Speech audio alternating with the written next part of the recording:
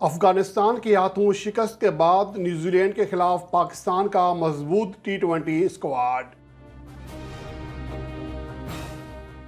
احسان اللہ اور زمان خان نے نسیم شاہ کے لیے خطرے کی گھنٹی بجا دی۔ کون کون ڈراپ ہوگا اور کون کون ان ہوگا؟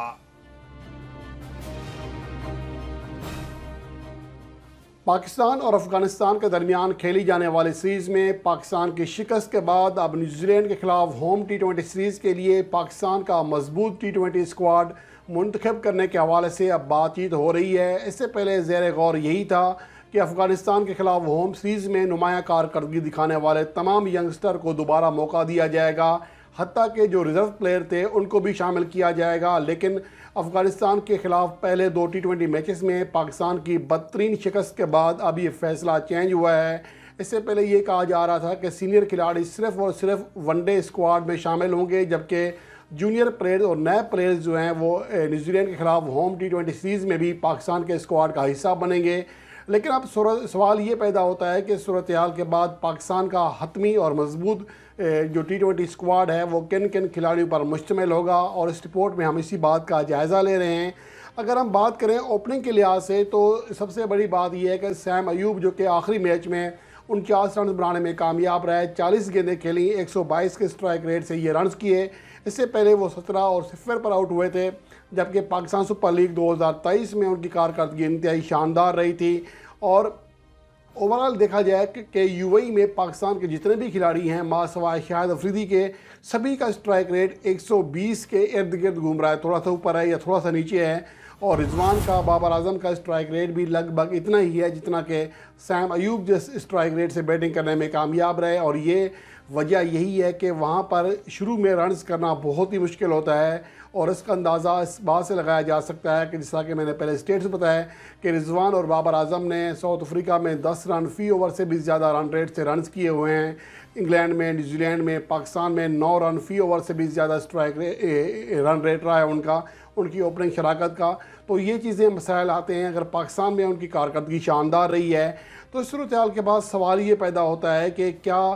پاکستان کو ابھی ہوم سیریز جو کہ نیوزی لینڈ کے خلاف ایک طویل ہوم سیریز ہے، اس میں اوپننگ جوڑی کون ہونی چاہیے؟ میرے خیال میں محمد رضوان اور بابر اعظم ہی کو لازمی ہونا چاہیے۔ البتہ سیم ایوب کو لازمی طور پر اسکواڈ کا حصہ رکھا جائے، کم از کم 2 میچز میں انہیں لازمی موقع دیا جائے، چاہے بابر اعظم کے ساتھ اوپننگ کرائی جائے یا رضوان کے ساتھ۔ اس کی بڑی وجہ یہ ہے کہ اگر ہم رضوان کی اور بابر اعظم کی بات کریں گو کہ ان کا اسٹرائک ریٹ یو اے ای میں بابر اعظم کا 119.40 رہا، لیکن ان کی ایوریج جو ہے 40.15 ہے۔ اس کے مقابلے میں اگر دیکھا جائے رضوان کی جو وہاں ایوریج ہے 53.81، یعنی کہ لگ بھگ 54 رن فی اننگز، انتہائی شاندار ایوریج ہے، اور 120.57 کا اسٹرائک ریٹ ہے۔ لیکن اگر پاکستان میں کارکردگی دیکھیں تو ان دونوں کی کارکردگی شاندار ہے۔ بابر اعظم پاکستان کی تاریخ میں ہوم گراؤنڈ پر 1000 رنز بنانے والے واحد پاکستانی کھلاڑی ہیں، 48 کی ایوریج ہے، 140 کا اسٹرائک ریٹ رہا، 1 سنچری اور 9 ففٹیاں بنائیں۔ اس کے علاوہ محمد رضوان کیا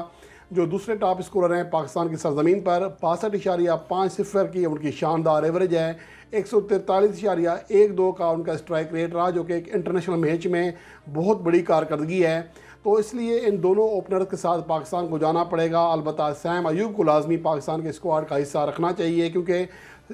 اگر ناکامی کے بعد انہیں ڈراپ کریں گے تو اس سے کھلاڑی کا جو اعتماد ہے وہ بری طرح متاثر ہوگا۔ تو یہاں اگر بات کریں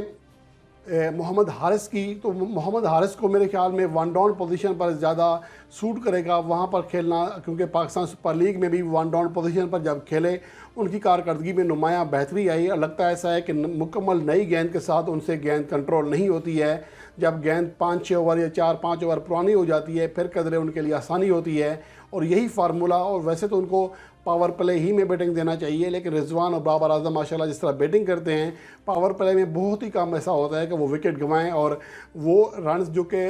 سیم ایوب اور محمد حارث پاور پلے میں بنا رہے تھے یا دیگر پلیئرز بنا رہے تھے ان سے زیادہ رنز بناتے ہیں اور وکٹ گوائے بغیر۔ اس لیے ون ڈاؤن پوزیشن سے زیادہ بہتر چوائس میرے خیال میں محمد حارث کے لیے نہیں ہو سکتی۔ اگر ان کی کارکردگی کی بات کریں، ویسے ان کے لیے پاکستان کے لیے جو ابھی تک 8 میچز کھیلے ہیں، ان میں سے 4 میچز میں بطور اوپنر کھیلے ہیں اور 4 ہی میچز میں وہ 1 ڈاؤن یا چوتھے نمبر پر آئے ہیں۔ اگر بطور اوپنر محمد حارث کی کارکردگی کی بات کریں تو 7 میچز میں صرف اور صرف 29 رنز بنائے ہیں، 15 بیسٹ اسکور رہا، 7.25 کی ایوریج رہی، 93.54 کا اسٹرائک ریٹ رہا، 3 چوکے اور 2 چھکے لگائے، یعنی کہ گیندوں سے بھی کم رنز بنائے ہیں بطور اوپنر۔ اور اس کے علاوہ جن 4 اننگز میں وہ تیسرے یا چوتھے نمبر پر کھیلنے آئے ہیں، گو کہ ان میں بڑی کارکردگی نہیں ہے ان کی، لیکن اس کے باوجود وہ 97 رنز بنانے میں کامیاب رہے۔ 31 رنز کی شاندار اننگز بھی شامل تھی جو تیز کھیلی تھی، 24 کی ایوریج رہی ہے، 144.77 کا اسٹرائک ریٹ رہا، 6 چوکے اور 6 چھکے لگائے۔ یہ ان کی کارکردگی ہے بطور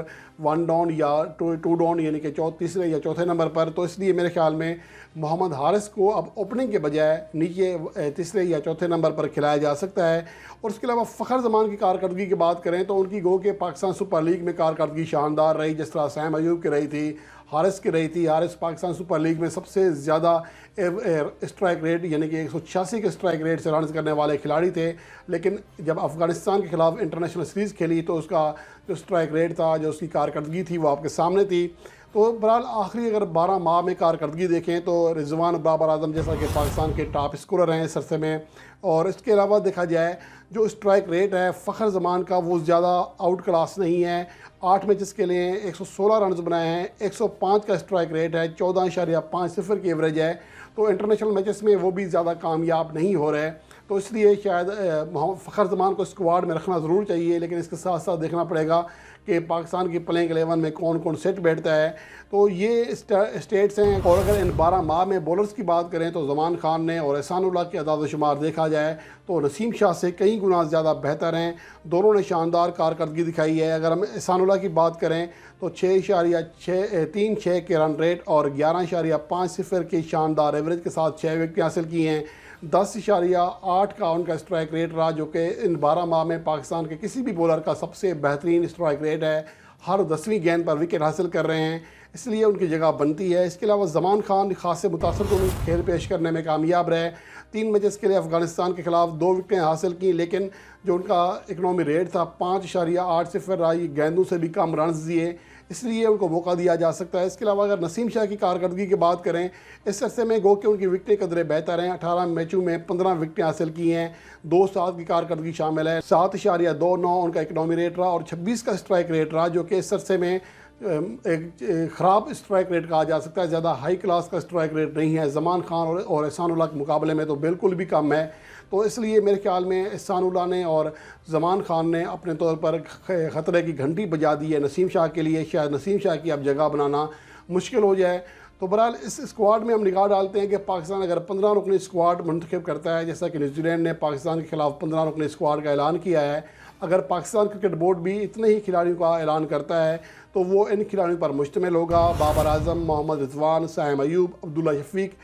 شفیق کی میں یہاں اس لیے بات کر رہا ہوں کہ گو کہ وہ لگاتار 4 اننگز میں ڈک پر آؤٹ ہوئے ہیں، لیکن چونکہ آخری میچ میں کسی حد تک پوٹینشیل دکھانے میں کامیاب رہے، تیز کھیل سکتے ہیں، کیونکہ بابر اعظم اور رضوان اگر وکٹیں بچاتے ہیں، شروع میں زیادہ رنز بھی نہیں بنتے، 6-7 کے رن ریٹ کے ساتھ کھیلتے ہیں، تو پھر پاکستان کو نیچے شان مسعود یا اس طرح کے کھلاڑی کے بجائے اس طرح کا کھلاڑی چاہیے ہوگا جو کہ آتے ہی تیز بیٹنگ کر سکے۔ اور اس کے علاوہ فخر زمان، محمد حارث ہیں، افتخار احمد، اماد وسیم، محمد نواز، محمد وسیم جونیئر، شاداب خان، شاہین شاہ آفریدی، حارث رؤف، احسان اللہ اور زمان خان، جبکہ ریزرو پلیئر کے طور پر دیکھا جائے تو ان میں نسیم شاہ، حسیب اللہ اور فہیم اشرف، ان 3 پلیئرز کو رکھا جا سکتا ہے۔ تو یہ پاکستان کی مضبوط 15 رکنی T20 اسکواڈ بنے گا۔ اب دیکھنا یہ ہے کہ پاکستان کے سلیکٹرز، خاص طور پر چیف سلیکٹر ہارون رشید نجم سیٹی سے کون سی ہدایات لے کر ٹیم کا اعلان کرتے ہیں، کیونکہ